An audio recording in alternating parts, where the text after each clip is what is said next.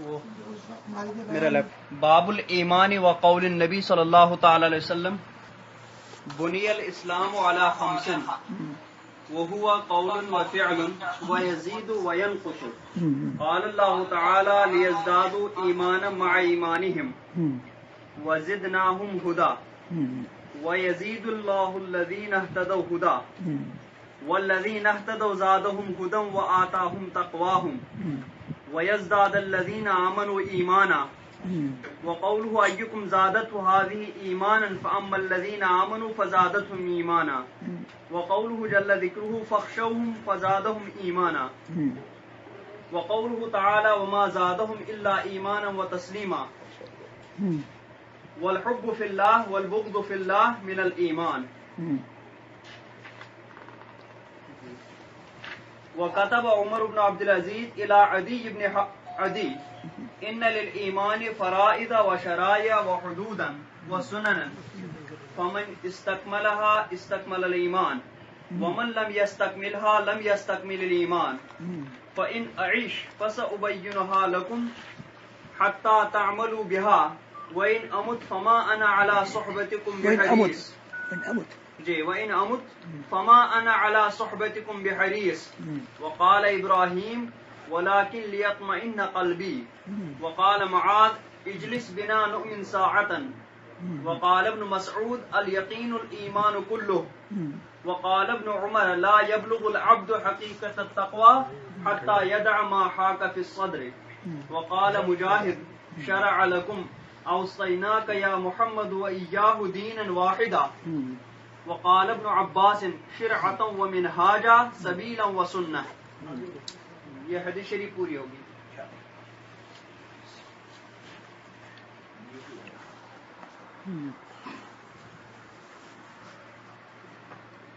یہ حدیث تبرکن میں نے سن لی اور امام بخاری رضی اللہ تبارک و تعالی عنہ نے اس باب میں جو باب باندھا ہے اس میں ترجمۃ الباب کے تحت اپنی عادت کے مطابق وہ بہت ساری آیات بینات یا ان آیات بینات کے اجزاء کی انہوں نے تلاوت کی اور پھر بعض اقوال صحابہ اور اقوال تابعین خصوصاً سید التابعین حضرت عمر ابن عبد العزیز رضی اللہ تبارک و تعالی عنہ کا انہوں نے قول ذکر کیا. خلاصہ اس کا یہ ہے کہ ایمان، امام بخاری نے یہ بات باندھا کہ ایمان قول و فعل کا نام ہے اور اس میں زیادتی اور کمی ہوتی ہے. اس پر انہوں نے کچھ آیتیں تلاوت کی جن میں زیادتی ایمان کا ذکر ہے اور پھر حضرت عمر ابن عبد العزیز رضی اللہ تبارک و تعالی عنہ کا قول لے کر کے آئے کہ ایمان کے لیے کچھ فرائض ہیں اور کچھ اس کی شرائط ہیں. جو ان کو پورا کر لے گا اس کا ایمان پورا ہے اور جس نے ان کو پورا نہیں کیا اس کا ایمان کامل نہیں. اور انہوں نے فرمایا کہ اگر میں کچھ عرصے تک جیوں تو تم لوگوں کو وہ چیزیں بتا دوں گا اور اگر میں اس سے پہلے وفات پا جاؤں تو میں تم لوگوں کی مصاحبت پر اور تم لوگوں کے ساتھ رہنے پر میں زیادہ حریص اور اس کی رغبت میں نہیں رکھتا ہوں. اس سے پتہ یہ لگا کہ ایمان حقیقتاً تصدیق کا نام ہے. تصدیق جازم جو حضور صلی اللہ تبارک و تعالی علیہ وسلم لے کر کے آئے اور جس کا ضرورتاً دین سے ہونا معلوم ہو، اس کی تصدیق جازم کا نام ایمان ہے۔ اور تصدیق جازم کے ساتھ ساتھ ایک بات یہ ہے کہ اس کا اذعان، اور اذعان سے مراد یہاں پر اذعان منطقی نہیں ہے بلکہ اس سے زیادہ، یعنی استسلام اور انقیاد اور ترک عناد۔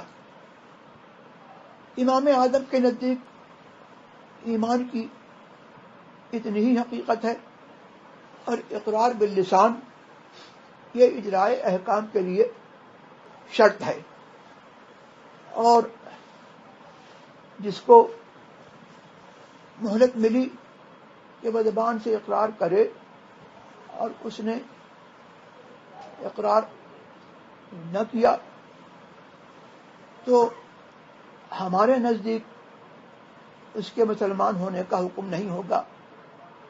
اب عند اللہ بھی وہ مسلمان ہے یا نہیں، اس میں اختلاف ہے، لیکن حقیقت ایمان تصدیق بالقلب ہے۔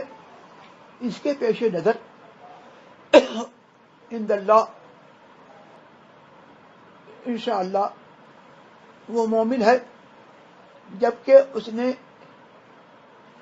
اقرار باللسان میں کوتاہی نہ کی ہو، اس کو اتنی مہلت ہی نہیں ملی، تصدیق اس کے دل میں آ گئی اور پھر اس کا انتقال ہو گیا، تو بلا شبہ مومن ہے اور سب کے نزدیک مومن ہونا چاہیے۔ یہ میں نے یہاں پر خلاصہ بیان کر دیا، اور کل انشاءاللہ، اور یہ جو ہمارا مذہب ہے اس کی تائید جو ہے وہ عمر ابن عبد العزیز کے قول سے ہوتی ہے، اور آخر میں جو ایک صحابی کے ابراہیم کس کے نام سے آیا ہے یہ الایمان الیقین کلہ، جی یہ ہے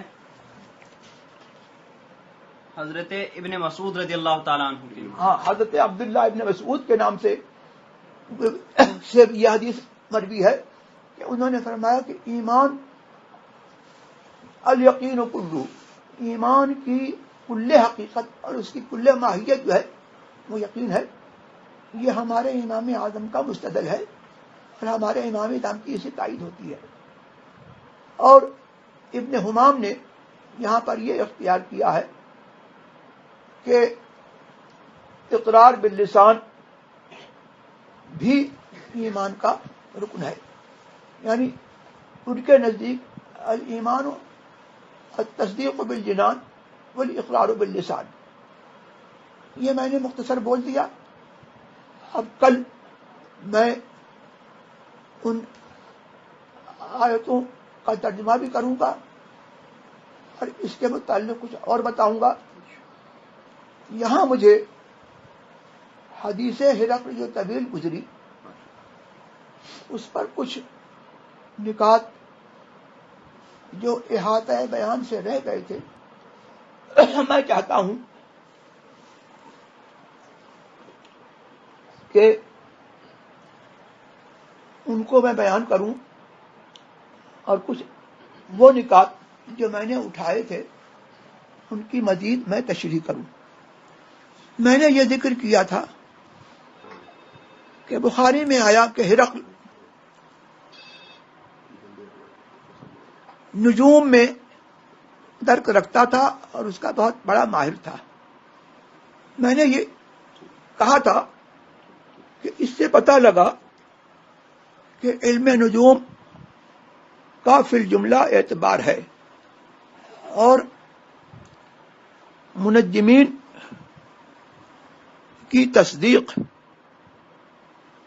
سے جو منع کیا گیا، اور ایک روایت میں یہ آیا کہ کذب المنجمون ولو صدقوا، منجمین جھوٹے ہیں اگرچہ وہ سچے ہوں، یعنی اتفاقیہ طور پر اگر وہ سچے ہوں اکثر ان کی بات جو ہے وہ جھوٹی ہوتی ہے. اور ایک حدیث میں یہ آیا کہ من اتی عرافا او کاہنا فصدقہ بما یقول فقد کفر بما انزل علی محمد صلی اللہ تعالی علیہ وسلم. یہ حدیث مشہور ہے، مشکات وغیرہ میں جو ہے یہ حدیث ہے کہ جو کسی عراف کے پاس یا پیشین گو کے پاس یا کاہن کے پاس، جس کو اردو کی زبان میں اور ہندی میں پنڈت اور جوتشی کہتے ہیں، اس کے پاس آئے فصدقہ بما یقول، تو جو بات وہ کہتا ہے اس میں اس کی تصدیق کر دے، تو اس نے اس دین کے ساتھ کفر کیا جو محمد پر اترا صلی اللہ تعالی علیہ وسلم. اس حدیث سے کیا پتہ لگا؟ اس حدیث سے وہی ثابت ہوا جو میں پہلے کہہ چکا ہوں کہ اس کے کافر ہونے کی وجہ یہ ہے کہ کاہن اور عراف یہ علم غیب کا مصدر نہیں اور یہ علم غیب کا مرجع نہیں ہے. حضور سرور عالم صلی اللہ تبارک و تعالی علیہ وسلم تشریف لے آئے، ان سے پہلے ان کی تائید میں اور تائید نبوت میں جو ان سے متعلق ہے، خاص اس باب میں کہانت کا اعتبار تھا. اور یہ حکمت الہیہ تھی کہ اس وقت تک کہانت کو مقرر رکھا گیا، پھر حضور تشریف لائے، کہانت باطل ہوئی. صرف اس کی یہ وجہ نہیں ہے، یہ وجہ تو ہے کہ علم غیب ذاتی طور پر اللہ تبارک و تعالی ہی جانتا ہے. اس کی ایک دوسری وجہ یہ بھی ہے کہ اس کی اللہ کی حکمت بالغہ نے یہ تقاضا کیا کہ وحی اور غیر وحی جو ہے ملتبس نہ ہونے پائے. لہذا حضور کی آمد سے پہلے جنوں کو یہ مہلت دی گئی کہ وہ آسمانوں میں جائیں اور آسمانوں میں کے قریب جا کر کے وہ بیٹھیں اور فرشتے جو مذاکرات کرتے ہیں اس کو سنیں. یہی جنوں کی اخبار جو تھیں یہ کاہنوں کے لیے مرجع اور مصدر تھیں. لیکن جب حضور کی آمد ہوئی تو آسمانوں پر پہرا بٹھا دیا گیا اور اس کے بعد جو ہے یہ فرمایا گیا الا من استرق السمع فاتبعه شهاب مبین. اب آسمانوں پر جنوں کو کوئی دسترس نہیں ہے، مگر کوئی ایک اکا دکا سن کر کے کوئی بات چرا لے تو اس کے لیے جو ہے اللہ تبارک و تعالی کی طرف سے جو ہے وہ شہاب ثاقب اور تارا جو ہے اس کا پیچھا کرتا ہے اور اس کو مارتا ہے. اور آسمانوں پر یہ پہرا بٹھایا گیا کاہے کے لیے؟ اسی لیے کہ وحی اور غیر وحی ملتبس نہ ہونے پائے، اور اس لیے کہ علم غیب نبی، علم غیب پر اللہ تبارک و تعالی کے حکم سے اور اس کے منشا سے اور اس کی حکمت بالغہ سے حضور سرور عالم صلی اللہ تبارک و تعالی علیہ وسلم کا قبضہ اور ان کا تسلط جو ہے وہ ایسا ظاہر ہو جائے کہ سب کے لیے عیاں ہو جائے اور بیاں ہو جائے. سبحان اللہ، سبحان اللہ. اس لیے حضور نے یہ فرمایا کہ اب میرے تشریف لانے کے بعد جو ہے جو کسی عراف کی پیشین گوئی کی تصدیق کرے گا یا پنڈت کی پیشین کی بات کی جو ہے تصدیق کرے گا آئندہ چیزوں کے بارے میں علم غیب میں، تو وہ مطلب ہے کہ جو ہے کافر ہے. کیوں؟ اس لیے کہ وہ اس کی خبر کو اور وحی کی خبر کو ایک درجے میں رکھتا ہے. اس خبر کو جو غیر وحی ہے اس پر یقین کرنا جو ہے یہ کفر اس وجہ سے ہے. اس وجہ سے یہ غیر وحی پر جو ہے یقین کرنا جو ہے اس وجہ سے کفر ہے. اس لیے کہ اس صورت میں وحی اور غیر وحی کا ایک مرتبے میں ہونا جو ہے وہ لازم آتا ہے. تو جب حضور کی خبر اور غیر رسول کی خبر اور غیر رسول کی خبر جو ہے ایک مرتبے میں نہیں ہو سکتی، تو رسول کے برابر کون ہو سکتا ہے؟ رسول سرور عالم صلی اللہ تبارک و تعالی علیہ وسلم کے بارے کے برابر کون ہو سکتا ہے؟ ان کا معاملہ تو یہ ہے کہ ابن تیمیہ جو ہے، جس کے جو مولد فکرہ ہے اور اس فکر کا جو موجد ہے، جس فکر پر آج کچھ لوگ چلے ہیں، وہ خود کہتا ہے ان الامت لا يصلون ما بينهم وبين ربهم الا بواسطة الرسول ليس لاحد طريق غيره ولا سبب سواه وقد اقامه الله مقام نفسه في امره ونهيه واخباره وبيانه ولا يجوز ان يفرق بين الله ورسوله في شيء من هذه الامور. یہ وہ بات کہی ہے ابن تیمیہ نے، سبحان اللہ، جو میرے اعلی حضرت جو ہے نعت کے پیرائے میں کہے گئے. سنو وہ کیا کہتا ہے. وہ کہتا ہے کہ امت جو ہے حضور سرور عالم صلی اللہ تبارک و تعالی علیہ وسلم کا معاملہ یہ ہے کہ امت جو ہے اپنے معاملات کو اور اللہ تبارک و تعالی سے جو اس کے معاملات ہیں ان معاملات کو استوار نہیں رکھ سکتی مگر محمد الرسول اللہ کے ذریعے. کسی کے پاس جو ہے کسی کے لیے کوئی راستہ نہیں ہے اور کوئی سبب نہیں ہے، اور اللہ نے ان کو اپنا قائم مقام کیا ہے اپنے حکم میں، اپنے ممانعت میں، یعنی اللہ نے ان کو حاکم مطلق بنایا ہے. اور اللہ تبارک و تعالیٰ نے جو ہے ان کو ایسا عالم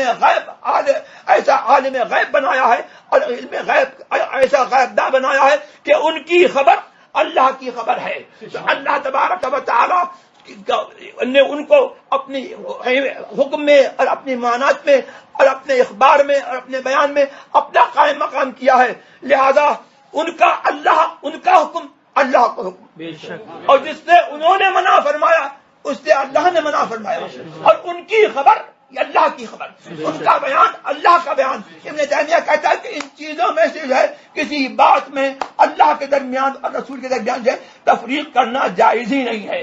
تو ابن تیمیہ نے جو ہے مان لیا کہ محمد الرسول اللہ صلی اللہ تبارک و تعالی اللہ کے خلیفہ اعظم ہیں، اس کے حاکم مطلق ہیں، اور اللہ تبارک و تعالی کی طرف سے جو ہے شارع بنا کر کے بھیجے گئے ہیں، جس کے لیے جو چاہیں جو ہے حلال کر دیں اور جس کے لیے جو چاہیں حرام فرما دیں. اور اللہ تبارک و تعالیٰ کے جو ہے سفیر مطلق بنا کر کے بھیجے گئے ہیں کہ ان کی خبر اللہ کی خبر ہے، ان کا بتایا ہوا اللہ کا بتایا ہوا ہے. وہی تو اعلیٰ حضرت نے فرمایا ہے کہ بخدا خدا کا یہی ہے در، نہیں اور کوئی مفر مقر، جو وہاں سے ہو یہیں آ کے ہو، جو یہاں نہیں تو وہاں. سبحان اللہ، سبحان اللہ. تکبیر، نعرہ رسالت. اب علم غیب وہی معتبر ہوگا، غیب کی خبر وہی معتبر ہوگی جس کو بارگاہ نبوت سے سند ملے گی. اب لہذا اولیاء کرام کے الہامات اور ان کے مکاشفات یہ بھی جو ہے وہ علوم غیبیہ کی اقسام میں سے ہیں، لیکن ان کا بھی معاملہ یہ ہے کہ یہ جو ہے محمد الرسول اللہ کی خبر کے ہم پلہ نہیں ہے. محمد الرسول اللہ کی خبر میں جو ہے ذرہ برابر شک نہیں ہو سکتا. جو ان کی خبر کو من حیث الخبر اس طور پر کہ ان کی خبر ہے اس پہ شک کرے وہ مسلمان نہیں ہے. سبحان اللہ. اور اولیاء کرام کے علوم جو ہیں وہ ہمارے لیے جو ہے ملحق بالیقین ہیں، اور ان کا جو ہے معاملہ جو ہے یہ ہے کہ اللہ تبارک و تعالیٰ نے ان کو بھی جو ہے حضور سرور عالم صلی اللہ تبارک و تعالی کے خزانہ غیب سے جو ہے ان کو بھی جو ہے بہت سارے علوم عطا فرمائے ہیں، اور علوم خمسہ میں سے بھی جو ہے بہت سارے علوم جو ہے ان اولیاء کرام کو عطا کیے گئے ہیں. یہاں تک کہ حضرت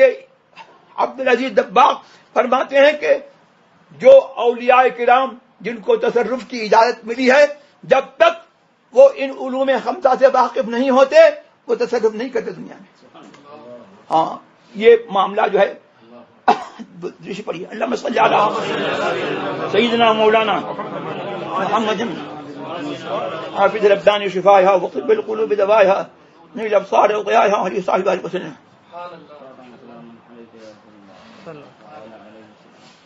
اب ایک بات یہ آئی تھی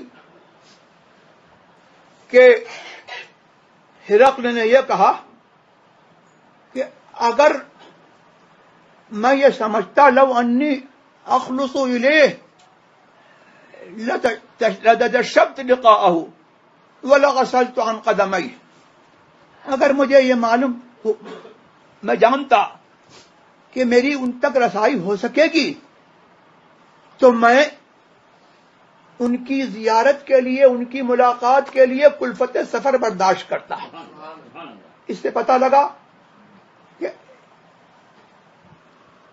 ہرقل سرکار کا صدق بھی جانتا تھا اور یہ بھی جانتا تھا کہ وہ نبی ہیں. اور ہرقل کتابی تھا. اس کے اس بیان سے یہ بھی پتہ لگتا ہے کہ حضور سرور عالم صلی اللہ تبارک و تعالی علیہ وسلم کی طرف جو وحی آئی، انا اوحینا الیک کما اوحینا الی نوح والنبیین من بعدہ، جو وحی جو ہے مشترک ہے، حضور بھی طرف بھی آئی اور حضور سے پہلے انبیاء کو بھی آئی. تو کچھ تو وہ ہیں جو اصول اعتقاد میں ہیں، اور لگتا ہے کہ حضور سرور عالم صلی اللہ تبارک و تعالی علیہ وسلم کے تعلق سے جو قرآن کریم میں آیا، خصوصاً حضور کے تعلق سے جو قرآن کریم میں آیا، وہ بھی ایسا مشترک ہے کہ وہ اہل کتاب کو جو ہے پہلے سے معلوم ہے.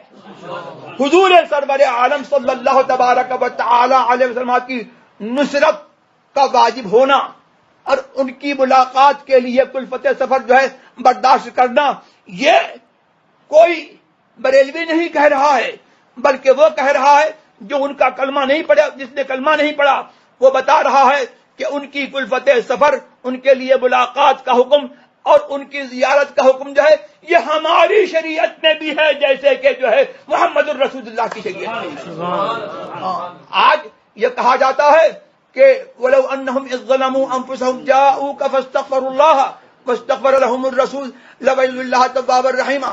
حضور کے لیے اللہ نے فرمایا کہ اگر یہ لوگ اپنی جانوں پر ظلم کریں، جاءوكَ تو تمہارے پاس حاضر ہوں، فَاسْتَغْفَرَ لَهُمُ الرَّسُولُ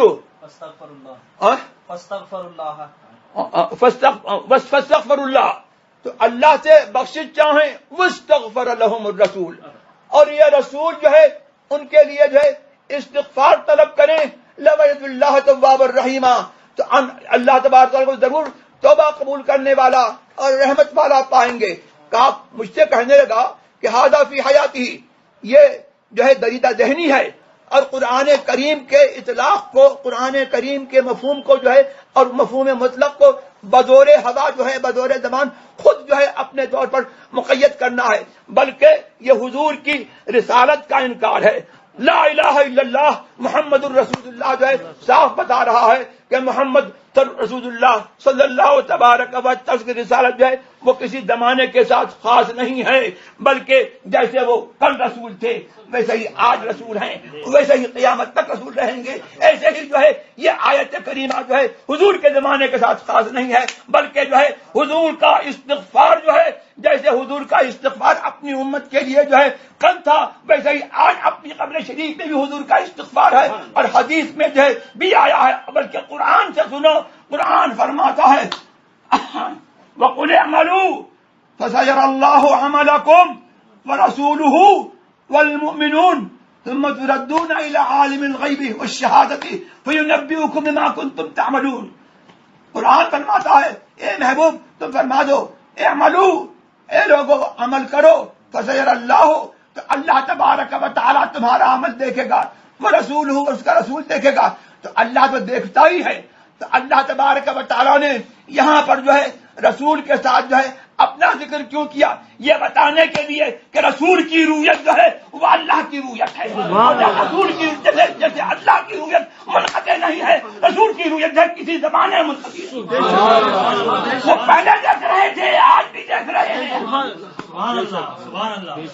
اور ہمارے عمل جو ہے ان کے اوپر جو ہے پیش ہو رہے ہیں. جو اچھا عمل ہے اس پر ہمیں دعا دے رہے ہیں، خوش ہو رہے ہیں، اور جو اچھا عمل نہیں ہے اس پہ ہمارے لیے استغفار کر رہے ہیں.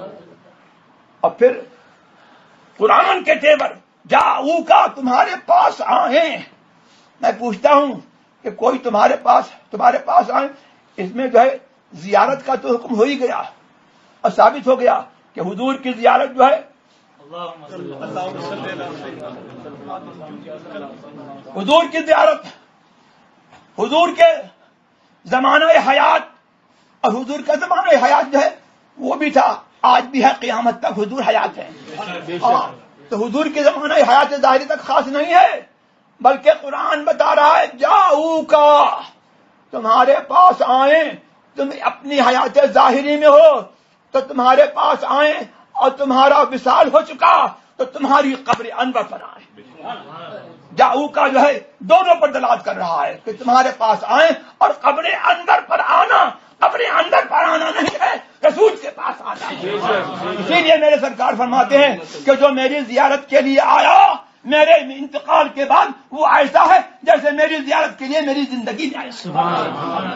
اور پھر یہاں پر ایک بات یہ بھی ہے کہ امام مالک رضی اللہ تبارک و تعالی عنہ سے منصور عباسی نے پوچھا، مواجہ اقدس میں جو ہے وہ حاضر ہوا اور پوچھا کہ کیا میں ان کی طرف دعا کر کے ان کی طرف منہ کر کے دعا مانگوں یا قبلے کی طرف منہ کروں؟ امام مالک نے فرمایا وَلِمَ تَصْرِفُ وَجْهَكَ عَنْهُ فَإِنَّهُ قِبْلَتُكَ وَقِبْلَةُ أَبِيكَ آدَمَ بل استقبلہ، اپنا منہ ان کی طرف سے کاہے کو پھیرے گا؟ یہ تیرا قبلہ ہے اور تیرے باپ آدم کا قبلہ ہے، انہی کی طرف منہ کر کے جو ہے دعا مانگ. اس کو جہاں پر علامہ امام قاضی یاد نے اس حدیث کو بے ذکر سند نقل کیا. کون اس کا مخرج ہے وہ بھی نہیں معلوم، سند بھی نہیں معلوم، بہت ساری احادیث کو کہہ دیتے ہیں اور کہتے ہیں کہ کل ما یروی فی حقوق المصطفیٰ فہو ضعیف فہو موضوع. جو کچھ بھی ہے حقوق مصطفیٰ میں جو ہے روایت کیا جاتا ہے وہ سب ضعیف ہے، سب موضوع ہے، یہ ان کا دھرم ہوگا. لیکن امام مالک نے جو ہے وہ تو اپنے زمانے میں فرمایا، قرآن کریم نے جو ہے ہم کو ادب بتایا، جاؤ کا، ان کے پاس آؤ. اب بولو کوئی کسی کے پاس آتا ہے تو منہ پھیر کر کے ملاقات کرتا ہے یا منہ سامنے کر کے؟ سبحان اللہ سبحان اللہ سبحان اللہ. اس سے پتا لگا کہ اس حدیث کی سند جو ہے اگرچہ نہیں معلوم ہے لیکن قرآن نے بتایا کہ اس کا معنی جو ہے وہ ثابت ہے. سبحان اللہ سبحان اللہ. اللهم صل على سيدنا ومولانا محمد عافظ الابدان شفائها وطب القلوب دوائها ونور الابصار وضيائها وآله وصحبه وآله وسلم. پھر وہ نام ہرقل میں آیا کہ بسم اللہ الرحمن الرحیم، اور اس کے بعد وہ آیت لکھی ہوئی ہے یا اہل الکتاب تعالوا الی کلمۃ سواء بیننا وبینکم. اس کا میں نے ترجمہ کر دیا تھا. یہاں پر اس سے پتہ یہ لگا کہ کافر کو تبلیغ کے لیے اگر ضرورت داعی ہے اور اس کے بغیر چارہ نہیں ہے تو اس کے لیے ایک آیت دو آیت لکھ دینے میں جو ہے کوئی حرج نہیں ہے.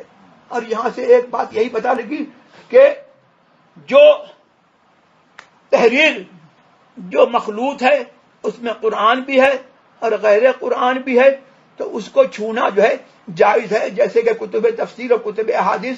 ہاں خاص اس موضع پر بے وضو، بے غلاف متجافی جو ہے، جو بے وضو ہے یا حائض ہے یا جنوب ہے یا نفسا ہے، اس کو جو ہے بے غلاف متجافی نہ چھوے. اور ایک مسئلہ اور آیا کہ المشقت تجلب التیسیر. اشباہ میں یہ ہے کہ مشقت جو ہے وہ آسانی کو لاتی ہے اور الضرورات تبیح المحظورات. لہذا اگر مرصوب دستور سلطانی تھا کہ دراہم پر جو ہے آیات کندہ کر دیتے تھے، تو اگر جو ہے دراہم پر دنانیر پر اگر آیات کندہ ہیں تو ان کی ہر وقت تعامل میں جو ہے ضرورت ہے، تو اس میں بے وضو بھی ہوتا ہے اور با وضو بھی ہوتا ہے، تو اس کے لیے جو ہے یہ اجازت ہے کہ وہ اپنی تھیلی میں جو ہے ان دراہم کو جو ہے رکھے اور اپنی تھیلی میں رکھ کر کے اس کو جو ہے اپنے جیب میں جو ہے وہ رکھ لے. یہاں پر اس سے یہی پتہ لگا کہ یہ حکم جو ہے بے وضو چھوڑا جو ہے یہ اس صورت میں ہے کہ وہ مصحف کے ساتھ خاص ہے، کہ مصحف جو ہے وہ اس کا یہ معاملہ ہے کہ اس کے اندر جو کاغذ میں آیت لکھی ہے خاص اس موضع کو بھی چھونا ناجائز ہے، اور دونوں طرف جو ہے مصحف کا جو پٹھا ہے اس کو بھی چھونا جو ہے بے وضو وہ جائز نہیں ہے۔ یہ چند باتیں جو ہے میں نے جو میری سمجھ میں آئیں وہ میں نے آپ کو جو ہے پچھلی حدیث کے بارے میں جو بتا دی۔ اللہ تبارک و تعالی مجھے اور آپ کو سب کو حضور سرور عالم صلی اللہ تبارک و تعالی علیہ وسلم کے علوم سے اور متمتع و مستفید فرمائے، اور حضور سے ہماری مناسبت اور ہماری نسبت اس درس حدیث کے طفیل ہماری نسبت مضبوط سے مضبوط تر ہو، اور ان کی محبت اللہ تبارک و تعالی ہم کو بیش عطا فرمائے۔ وآخر دعوانا الحمدللہ رب العالمین۔ شکریہ۔ ہاں ایک بات میں کہنا بھول گیا، اس حدیث میں دحیہ کلبی کا ذکر آیا۔ حضرت دحیہ کلبی وہ خوش نصیب انسان ہیں کہ جبریل امین ان کی صورت میں آتے تھے، اور جبریل امین جس کی صورت میں آئے وہ کتنا خوبصورت ہوگا، معلوم ہوا کہ بہت خوبصورت تھے۔ اور اذا رأوا تجارتا او لہوا انفضوا الیہا وترکوک قائمہ کی تفسیر میں بعض مفسرین نے لکھا ہے کہ حضور کسی موقع پر خطبہ دے رہے ہیں اور جو ہے تجارت شام سے کچھ تجارت آئی، اور خطبہ حضور کو دیتے ہوئے لوگوں نے اسی حالت میں حضور کو کھڑا چھوڑ دیا اور دیکھنے کے لیے نکل گئے تجارت کو اور لہب کو۔ تو لہب سے مراد جو ہے کہ اگر ایک تجارت دیکھیں یا لہب دیکھیں، لوگوں نے کہا کہ لہب یہی تھا دحیہ کلبی کے صورت کو ان کے کا دیدار کرنا، اتنے خوبصورت تھے۔ اور جب یہ جاتے تھے شام میں تو امام عینی نے لکھا ہے کہ جو نوخیز قریب بلوغ لڑکیاں ہوتی تھیں وہ ان کو دیکھنے کے لیے نکل جاتی تھی۔ چلیے